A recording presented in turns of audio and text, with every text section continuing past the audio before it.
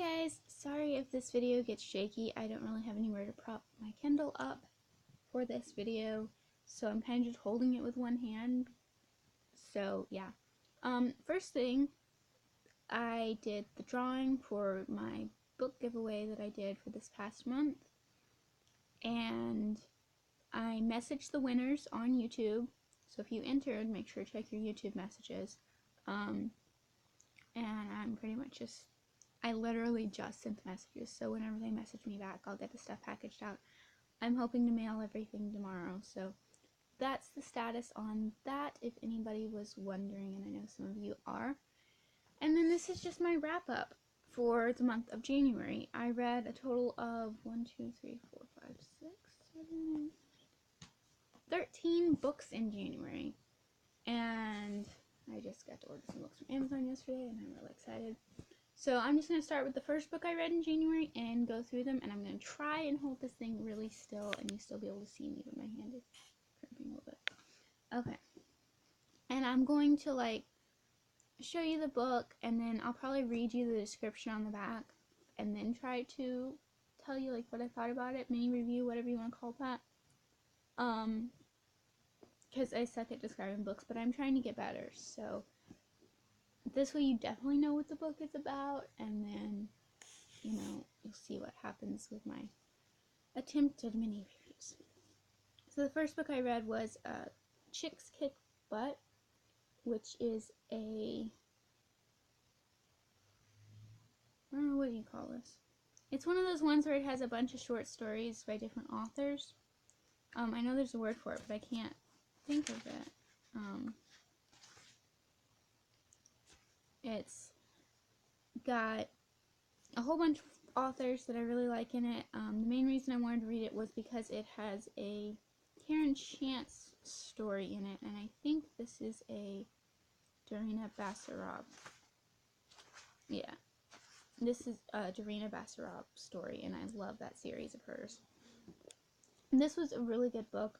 This is what the back says. Anthology. It's called an anthology. I knew there was a word. The back says, "Today's women don't stand around waiting for a hero. These days, women are quite capable of solving their own problems and slaying their own dragons, or demons, as the case may be." In this all-new anthology, Carrie L. Hughes and New York Times best-selling author Rachel Kane have collected original stories from 13 of today's most exciting urban fantasy and paranormal authors. Each story features a strong heroine who kicks butt and takes names in a dangerous world and makes that world a better place for everyone in it. Except the bad guys, of course. And if she finds a bit of romance along the way, well, a little heat warms the heart and sharpens the mind, just as long as the man can keep up. This was really good. I really enjoyed it. I love books like this, like anthologies, especially fantasy, supernatural type ones.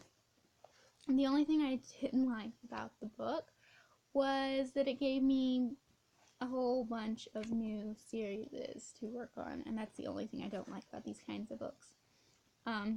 But all the stories were really good.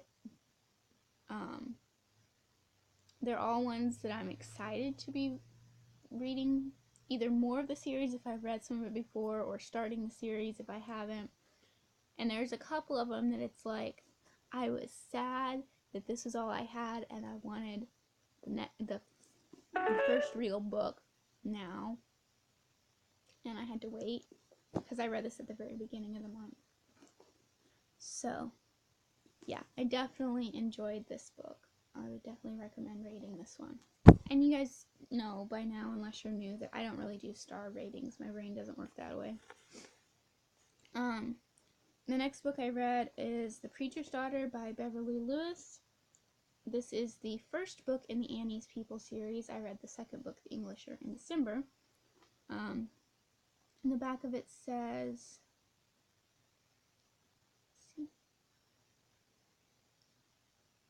Annie Zook, the only daughter of an old order Amish preacher, wants to please her parents and her plain community, but a hidden passion stands in the way. Creating fine art is strictly forbidden by Annie's church district. Her secret has already cost her the affection of handsome Rudy Esch. She must choose between her art and the people, the only life she knows. Louisa Stratford, Annie's longtime pen pal, is a modern Denverite who shares Annie's love of art. When Louisa escapes her own problems to go to paradise for a taste of the simple life, will she nudge Annie closer to all she has known and loved, or tempt Annie to pursue her own dreams? Um, these series works best if you read them in order, but it didn't like completely confuse me to read the second one first and the first one second. I've got the third one ordered now. It's just a trilogy. I love Beverly Lewis's books. I love books like this, like Amish books. I don't know why. It's just really interesting to me. But this was definitely a good one. It's really interesting, and that's something I like about Beverly Lewis. Her books are, they follow, like, it's not just that they're connected in the series, it makes you want to read the next book, if that makes any sense.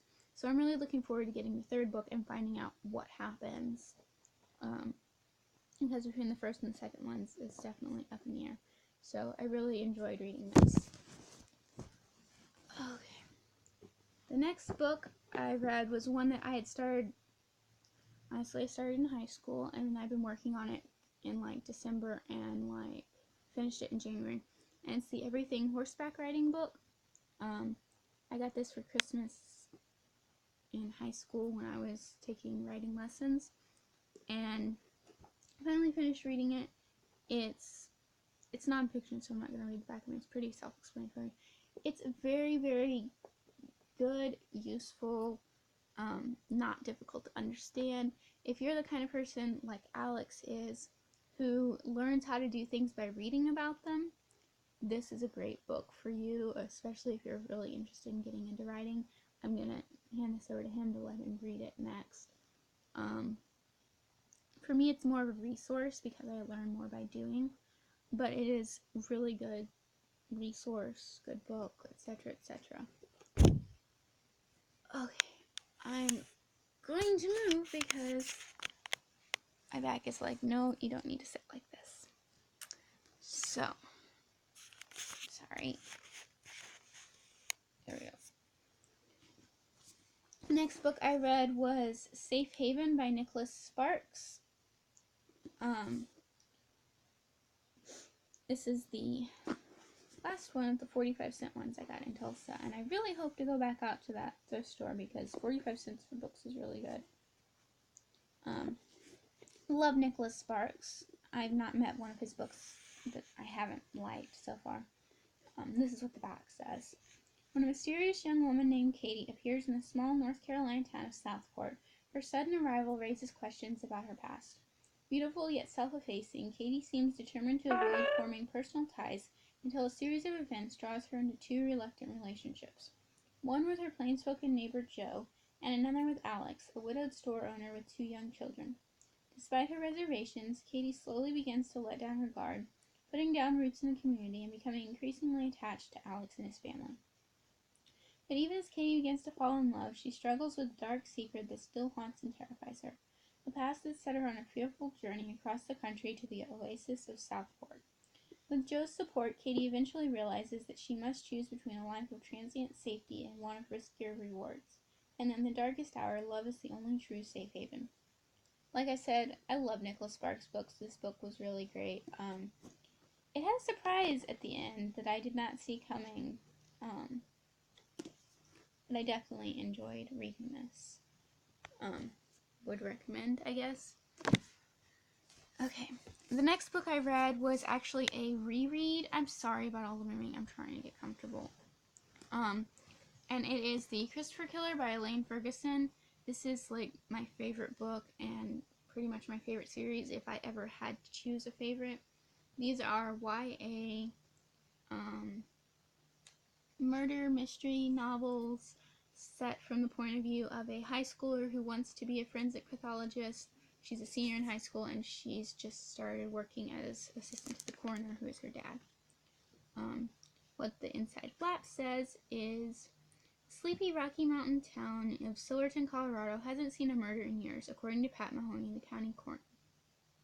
So when his teenage daughter Cameron asks if she can be his assistant as preparation for a career in forensic pathology, he figures it's a safe bet.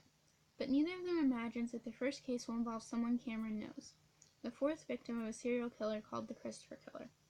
Attending her first autopsy is more difficult than Cameron had ever expected, but she's determined to find her friend's murderer. Before long, Cameron is plunged into a disturbing mystery matching wits with everyone from the cantankerous medical examiner who doubts her abilities to the famous psychic who is predicting yet another death soon. I love these books. These are great books, and they are accurate as far as I've seen. There are 4 books. There's a 5th one supposed to be coming out, but it's been supposed to be coming out for ages and ages, so I don't know when or if that's ever going to happen. But these are a series of books that I do give stars, and I give them 5. I would give them more if I could. I love these. Totally recommend. I know a lot of people don't know about them, but read these if it sounds remotely interesting. They're awesome. 11 minutes in, I've only hit a few books. Okay, next book is Stolen Halo by Barbara Cartland. This one, I did actually write a review on Goodreads about this one. I apparently missed taking English classes, and my 1 to 2 paragraph review turned into like 1.5 pages single-spaced. So if you want to read that, it's on Goodreads. Go for it. This is basically a romance book. I expected it to be like a Harlequin romance type thing, but it's kind of a cross between one of those and a Nicholas Sparks book, if that makes any sense. This was one from my grandma's basement. It's really old. It was written in the 40s. So that's something else that was weird about it, because it's set right before World War II started, and like right as it was starting. And it's different than historical fiction because it's happening when the author is writing it. So it's different and it's cool. But it might also be confusing to people that aren't familiar with the past centuries' customs and social mores and all of that stuff. But it was definitely a good book. I'll read you the back. Doreen wanted marriage with a secure and loving home, but who would have her if he knew about her past? Tony had deserted her. Her husband was dead. She was sick and alone in the burning heat of Cairo. Then fate dared her to take a chance, dared her to assume a virtuous new role as the drab and priggish cousin she so closely resembled. Could Doreen carry off the deception if she was tempted by a rich man's charms? Would her shrewd and tyrannical grandmother see through the disguise? Could she ever find true love if she was living a lie? With the courage of despair, Doreen became her hated cousin and learned the unexpected lessons of love. And one other thing I'll say about this, I'm trying not to spoil it. If you think... Oh, and the review does have spoilers, so be aware of that. If you think you know what's going to happen with this, there is a major twist at the very tail of the book. But this is definitely a good book if you like those. If you can find it, I would recommend it. I don't know how easy it is to find. Like I said, I found it in my grandma's basement. Okay. I really should have brought a glass of water up with me. The next book is called Johnny by Johnny Erickson. This is a, well, I guess it's more of an autobiography. It's definitely a very Christian book, so be aware of that. But I liked it. It was interesting. I like biographies occasionally.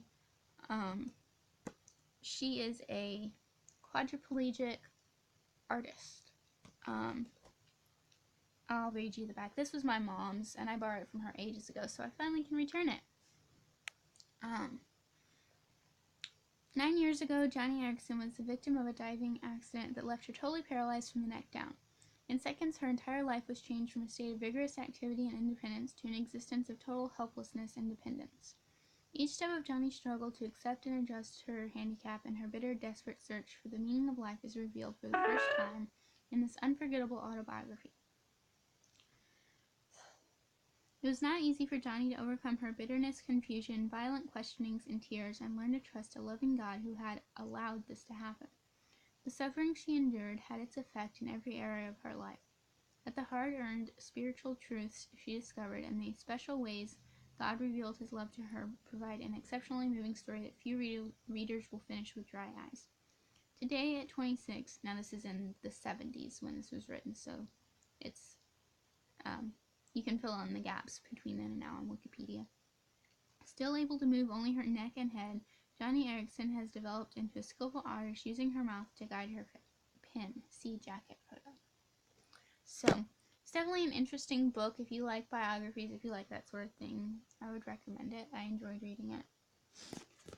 Okay, next is another Nicholas Sparks book. Did I read 3 of these this month, I guess? This one is called A Walk to Remember. Again, same thing. I love Nicholas Sparks books. I don't know what it is about him, but I guess everybody seems to like him. I don't know anybody buys them new, but I always see them at any kind of used book place, which is where I've been getting mine. The back of this one says, oh, I'll warn you, this is definitely a sad book, so beware of that one. And there was a time when the world was sweeter, when the women in Beaufort, North Carolina wore dresses and the men donned hats. Every April, when the wind smells of both the sea and lilacs, Landon Carter remembers 1958, his last year at Beaufort High. Landon had dated a girl or two, and even once sworn that he'd been in love. Certainly the last person he thought he'd fall for was Jamie, the shy, almost ethereal daughter of the town's Baptist minister. Jamie, who is destined to show him the depths of the human heart and the joy and pain of living. From the internationally best-selling author Nicholas Sparks comes his most moving story yet. This was definitely very good. Totally recommend this one. Okay, next is Fangirl by Rainbow Rowell. I was actually planning on buying this, like when I made my Amazon order at the end of January. And I found this at Goodwill for $2 in a hardcover, and I was really excited. This is a coming-of-age tale of fan fiction, family, and first love. Kath is a Simon Snow fan. Okay, the whole world is a Simon Snow fan. But for Kath, being a fan is her life, and she's really good at it. She and her twin sister Rin ensconced themselves in the Simon Snow series when they were just kids. It's what got them through their mother leaving. Reading, rereading, hanging out on Simon Snow forums, writing Simon Snow fan fiction, dressing up like the characters for every movie premiere. Kath's sister has mostly grown away from fandom, but Kath can't let go. She doesn't want to. Now that they're going to college, Rin has told Kath she doesn't want to be roommates. Kath is on her own, completely outside of her comfort zone. She's got a surly roommate with a charming, always-around boyfriend, a fiction-writing professor who thinks fan fiction is the end of the civilized world, a handsome classmate who only wants to talk about words, and she can't stop worrying about her dad, who's loving and fragile and has never really been alone. For Kath, the question is, can she do this? Can she make it without Rin holding her hand? Is she ready to start living her own life? And does she even want to move on if it means leaving Simon Snow behind? This was a good book. The storyline, like the events that happen, I would say are unique, but if you boiled it down to an outline form, typical YA romancy type book. But it was good. It was enjoyable to read. I have Carry On, which, even though they're not connected on Goodreads, does sort of go with this one. So I was glad to be able to read this first. I'm hoping to read Carry On in February, but we'll see what happens. But yeah, this was good. If it sounds interesting to you, read it. It wasn't a bad book by any means. It's just kind of like,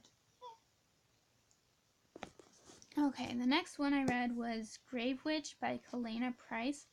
I randomly found this at the new thrift store near our house for 50 cents, and it looked interesting, and I thought, why not? It ended up being the first book in a series, so glad it wasn't the middle of the series. Very good. Definitely enjoyed this. Looking forward to reading the next book. The back says, Grave Witch Alex Kraft can speak to the dead, but that doesn't mean she likes what they have to say. As a private investigator and consultant for the police, Alex Kraft has seen a lot of dark magic. But even though she's on good terms with Death himself, who happens to look fantastic in jeans, nothing has prepared her for her latest case. Alex is investigating a high-profile murder when she's attacked by the shade she's raising, which should be impossible. To top off her day, someone makes a serious attempt on her life, but Death saves her. Guess he likes having her around. To solve this case, Alex will have to team up with tough homicide detective Phelan Andrews. Phelan seems to be hiding something, though it's certainly not his dislike of Alex. but Alex knows she needs his help to navigate the tangled webs of mortal and paranormal politics. Sorry, my voice is cracking, you guys. I'm talking too much. You track down a killer who wields a magic so malevolent it may cost Alex her life and her soul. This was really interesting. It's a kind of fantasy supernatural paperbacks that I like to read. Yeah, definitely enjoyed this. Would recommend it. Next one I read was Deja Dead by Kathy Reichs. This is the first book in the series of books that the show Bones is based on. And if you're a super fan of Bones, you may not like these, in all honesty, because there's very little that's the same as the show. With the Dexter books that the Dexter show was based off of, reading the books after I watched the show, it's kind of like extra stories, deleted scenes, elaboration on episodes, that sort of thing.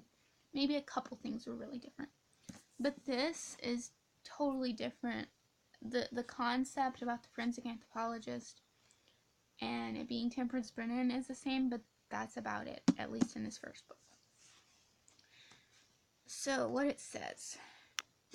Alone in the dark and quiet, I could no longer suppress the thought. The other homicide. The other young woman who'd come to the morgue in pieces. I saw her in vivid detail, remembered my feelings as I'd worked on her bones. I'm skipping the bit about just ranting about the author and the book. I'm trying to find the part that tells about the story. A born storyteller, Dr. Kathy Reichs walks in the steps of her heroine, Dr. Temperance Brennan. She spends her days in the autopsy suite, the courtroom, the crime lab, with cops and exhumation sets. Often her long days turn to harrowing nights. So the author, Kathy Reichs, is a forensic anthropologist, and her character is Brennan, who, in the show, I don't know about the books, like I said, this is only the first one, writes a series of books, and I think her forensic anthropologist is Kathy Reichs, which is interesting, entertaining at least to me. It's June in Montreal, and Tempe, who has left a shaky marriage back home in North Carolina to take on the challenging assignment of Director of Forensic Anthropology for the province of Quebec, looks forward to a relaxing weekend. First, though, she must stop at a newly uncovered burial site in the heart of the city. One look at the decomposed and decapitated corpse, stored neatly in plastic bags, tells her she'll spend the weekend in the crime lab. This is homicide of the worst kind. To begin to find some answers, Tempe must first identify the victim. Who is this person with reddish hair and a small bone structure? Something about the crime scene is familiar to Tempe. The stashing of the body parts, the meticulous dismemberment. One case in particular comes to mind. The murder of 16-year-old Chantal Tradier, who'd arrived in the morgue naked less than a year before and packaged in plastic garbage bags. Tempe's convinced there are parallels between the two cases, but it will take more victims to persuade her police colleagues.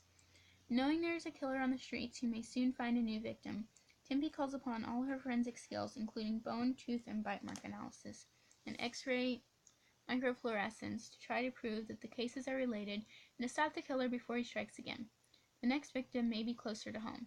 Tempe's longtime friend Gabby, her college-age daughter Katie, or Tempe herself. Told with lacerating authenticity and passion, Deja Dead is both poignant and terrifying as it hurtles toward its page-turning conclusion and instantly catapults its author into the top ranks of crime authors. Like I said, a good book on its own, but don't expect a continuation of the TV series. Okay, we got two more.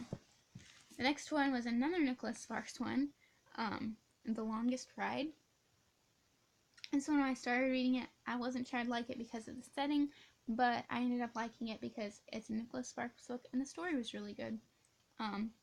It's a little bit different than other ones of his I read, though, because of the switching back and forth of viewpoints and how that's done.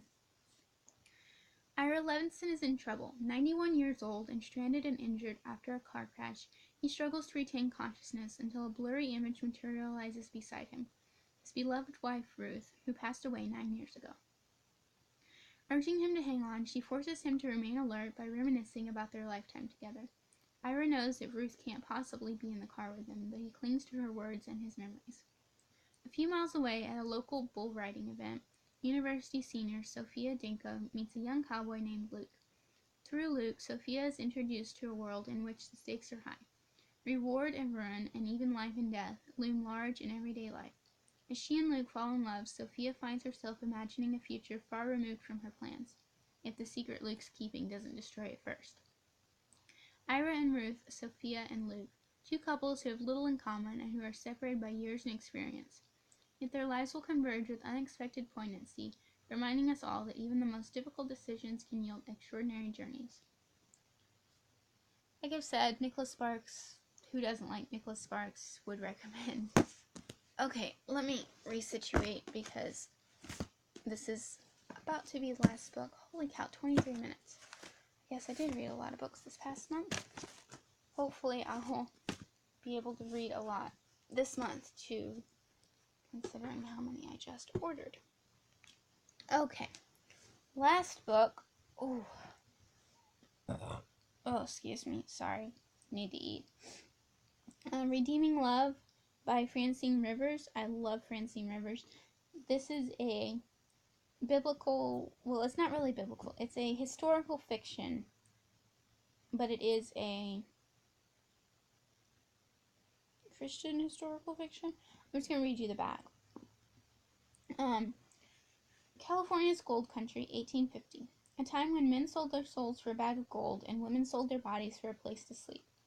Angel expects nothing from men but betrayal. Sold into prostitution as a child, she survives by keeping her hatred alive. And what she hates most are the men who use her, leaving her empty and dead inside.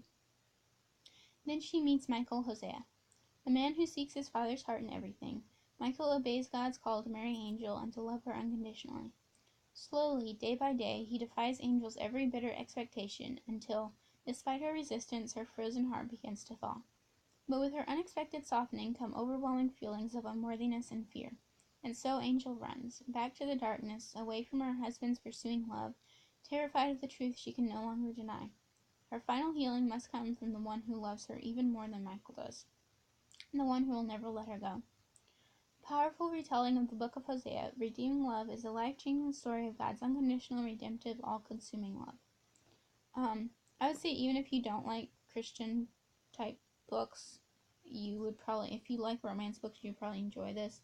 This was a really, really great book. I couldn't put it down. I stayed up until 4 a.m. reading most of it, and I finished it off the next morning. It was really good, and I love Francine Rivers anyway. She writes, the other stuff of hers I've read is, like biblical historical fiction. Like she takes a character from the Bible and writes a historical fiction about them. It's really interesting. I love her books. This one was really good. Totally recommend this. And those are all the books that I read this month. Like I said, I got through 13 of them, which I'm pretty impressed with, until I noticed on Facebook that I read 14 last January, which I guess it's just something about January makes me read a lot of books. But yeah, definitely enjoyed everything I read. Looking forward to reading a bunch this month. And yeah, I need to get a drink of water and some chapstick. So I guess I'll see you guys next time. Bye.